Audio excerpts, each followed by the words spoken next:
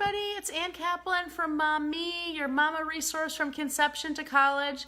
Wherever you are in your momming journey, what do I say every time? We're here for you. Wherever you are in your momming journey, we are here for you. I guess you need to listen to me do another 200 videos, so you got that. This is River. River, I'm so grateful that you're here with me in this video. River is the kid in our family who has allergies, right? Yep. Can you tell everybody what you're allergic to? I'm allergic to dairy, gluten, grass, trees, pollen, peanuts. This girl. You're allergic to me? Yeah. Uh-oh. Here comes an allergic reaction. And cats and dogs, too. You forgot that. Yeah. And horses, we found out at camp a couple years ago. Yeah.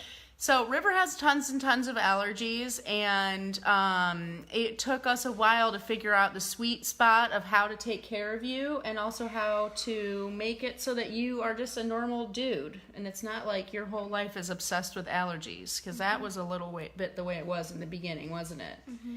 So I thought maybe we could give everybody some tips today on how to, if you have someone with allergies in your family, how you can take care of that person without having the fact that they have allergies be the one thing that defines them. Because are you just a kid with allergies? No. No. You have tons of interests and hobbies and likes and dislikes and character traits.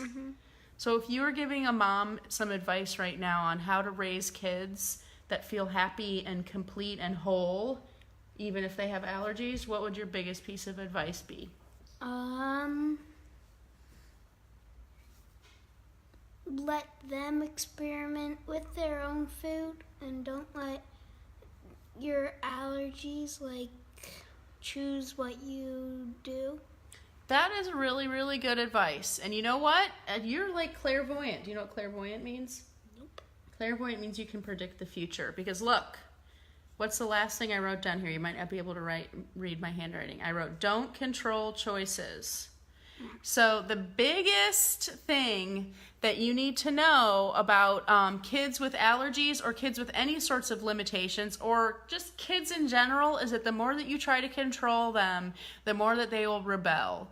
And especially when it comes to allergies, you're going to get to an age, even if you discover your kids' allergies when they're very, very young and you're kind of in control of their environment and you can make sure what they're exposed to and all of that stuff, you're going to reach an age where that's not possible anymore. We've said all the way from the beginning, what do we always say? Whenever you ask me if you're allowed to eat something, what do I always say? It's up to you. It's your choice, it's your body. Because River is not always going to be living in my house. River is not always going to be eating the food that I buy from the grocery store. Honey, you're not really in the video right now. You're a little bit to the side. There you go.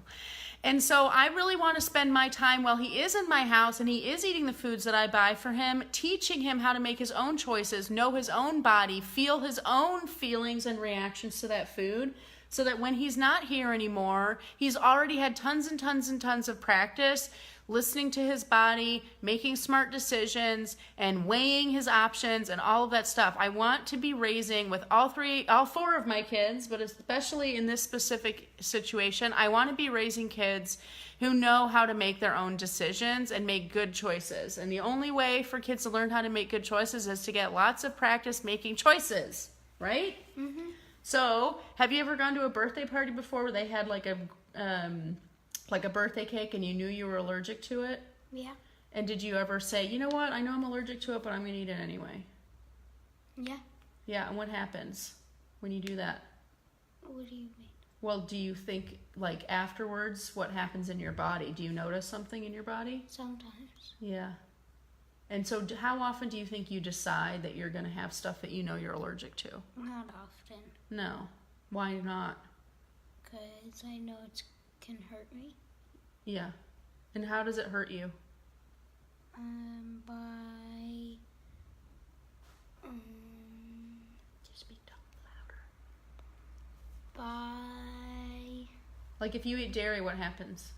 my throat will swell up. And it also feels itchy, right? Mhm. What happens if you eat gluten? Not much. Yeah, And you're then starting I to grow out of fart. your gluten. You fart. Tummy aches. What happens if you eat peanuts? Go to the hospital. That's the big one. So we don't really mess around with the peanuts one. So my tip to you when it comes to that is let your kids have choices, because guess what? They already have choices. You telling them they don't have a choice doesn't actually make it true. They always have choices. They're always going to be away from you, and they're always going to be curious. So the more that you empower your kids to realize that when they're eating right, it's because they're doing it because they want to, and it's the right thing for their body, not because you're making them, the better. My other tips are, I really want to encourage you guys to make it normal in your house. So River, how often do I make special food for you compared to like for lunch today? Did I make you a special meal? No. No. What did we have for lunch? Noodles. Noodles and what else? I think we had salad, right? Salad. So I almost never cook a special meal for River.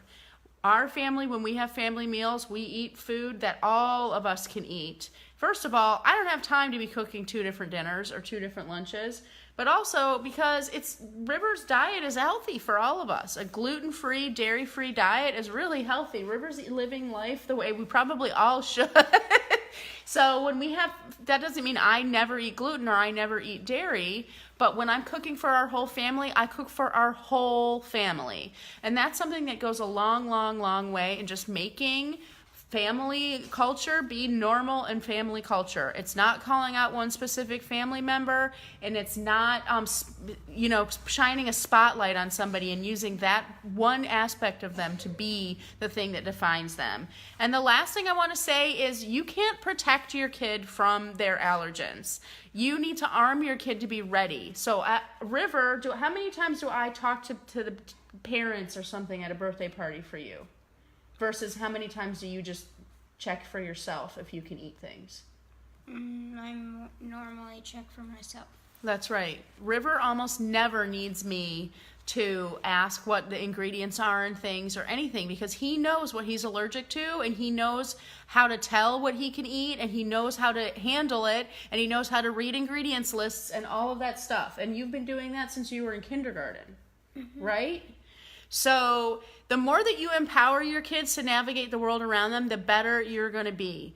Because your job as a parent is to take this one tiny little window in our kids' lives and use it to our advantage, so that when they're not in this moment, when we have control over them, that they're set up for success. And making a little bubble for your kid and doing everything for your kid is not doing that. It's really setting them up for failure when they leave your guidance and your care. So I really hope that that's helpful for you guys. Thank you so much, River, for doing this video with me. Do you feel like we do a good job handling your allergies? Yeah, I do too. There were some dark days there. Do you remember when you were like 3 or 4 and you were itchy all the time and couldn't breathe, and remember you had to go to the hospital?